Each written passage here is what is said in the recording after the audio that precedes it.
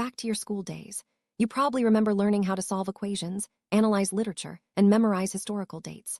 But did anyone ever teach you how to handle stress before a big test, or how to calm down after a disagreement with a friend? For most of us, emotional regulation, the ability to understand and manage our feelings, wasn't part of the curriculum.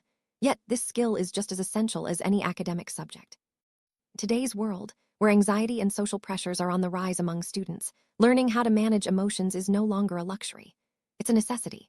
Schools focus so much on grades and test scores, but often forget that emotional well-being is the foundation for all learning. Let's explore why emotional regulation deserves a place at the heart of education. Emotional regulation isn't about ignoring or suppressing your feelings.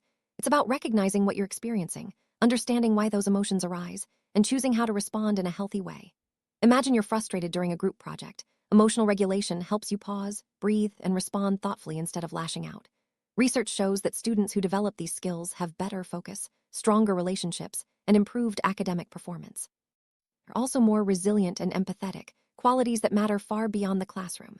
Unfortunately, traditional education systems have long prioritized subjects that are easy to measure, like math and science, leaving emotional skills in the background.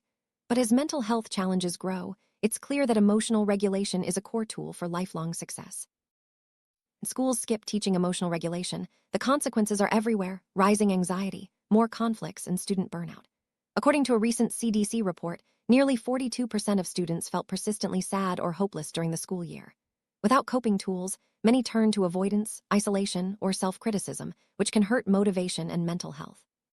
On the flip side, schools that include emotional education see lower bullying rates, higher engagement, and stronger communities. The benefits go far beyond academics. Emotional skills help students navigate challenges, recover from setbacks, and build confidence. Ignoring this part of education leaves students to figure things out on their own, often through painful trial and error. Isn't it time we made emotional well-being a priority in every classroom? Do you know that emotions and learning are deeply connected? Neuroscience reveals that when students feel stressed or anxious, the brain's emotional center takes over, making it harder to think clearly or remember information. In contrast, when students feel calm and supported, their brains are primed for learning and creativity. Emotional safety isn't just a nice extra, it's the foundation for academic achievement. Teaching emotional regulation isn't about being soft, it's about unlocking the brain's full potential. When students learn to manage their emotions, they're better equipped to focus, solve problems, and make decisions. This connection between emotions and learning shows why emotional regulation should be a core part of every school's mission. So, what would it look like if emotional regulation became a core part of the curriculum? It doesn't mean replacing math or science, but weaving emotional skills into daily routines. Imagine starting the day with a few minutes of mindfulness or reflection, giving students a chance to center themselves. Regular check-ins could help students name their feelings and understand what's driving them. Lessons on conflict resolution, coping strategies, and asking for help would prepare students for real-world challenges. These aren't just classroom skills, they're life skills that support jobs, relationships, and leadership. Schools that have adopted programs like social and emotional learning, SEL, report higher academic performance and fewer behavioral issues. The evidence is clear. Emotional skills can be taught, measured, and make a lasting difference. The world students face today is fast-paced and emotionally demanding. Success depends not just on academic knowledge, but on self-awareness, empathy, and adaptability. Employers increasingly value these traits, and they're skills that can be learned.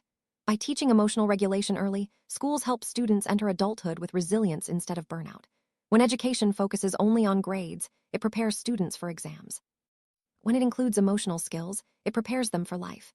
Academic achievement is important, but it's not the whole story. The ability to manage emotions is what allows students to handle stress, recover from mistakes, and keep growing. If we want to raise not just smart students, but strong and compassionate people, emotional regulation needs to be at the core of education.